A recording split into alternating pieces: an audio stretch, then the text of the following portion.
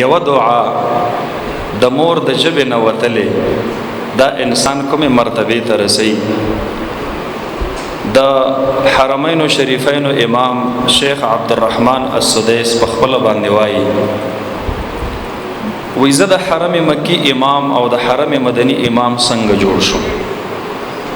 فرمایي وای زه ماشوم زمون کره مېلمانه راغلیو، غریبي وه، زما مور هغې له مېلمستیا کړې وه، د ډوډۍ وخت شو، زه ماشوم ومه، لاړم په لپه کې مې شګې راواخیستلې او یو چونګ شګې مې هغې کټوۍ ته ورتاوې کړلې، هغه سالن د خوراک نه ووتلو.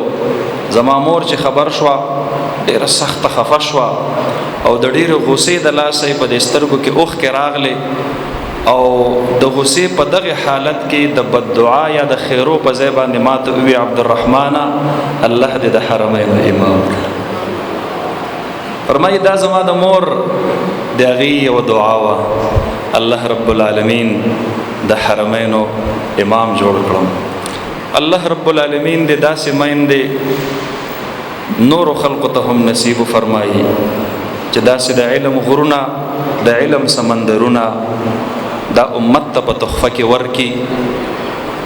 والدین دا خو هسې هم د الله رب العالمین د طرف نه یو ډېر لوی نعمت وي او د ډېر کم وخته پورې وي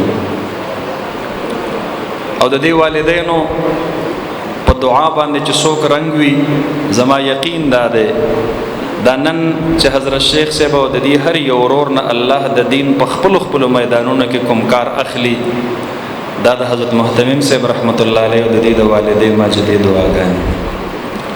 یوه دعا دا حقیقت دی د حضرت شیخ صاحب دی والده ماجده د هغې د دعاګانو برکت دی چې دا باغ دا گلشن الله رب العالمین آباد ساتلی دی. الله دې نور هم آباد لري.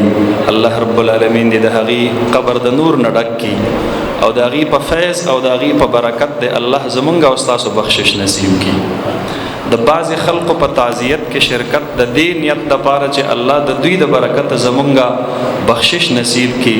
زما محترم ورونو دا علماو لیکلی دی نو په هغې کې یو تعزیت دا نننی تعزیت دی. غالبا زمونږ او ستاسو ډېر درانه مشران او قائد محترم تشریف راوړو.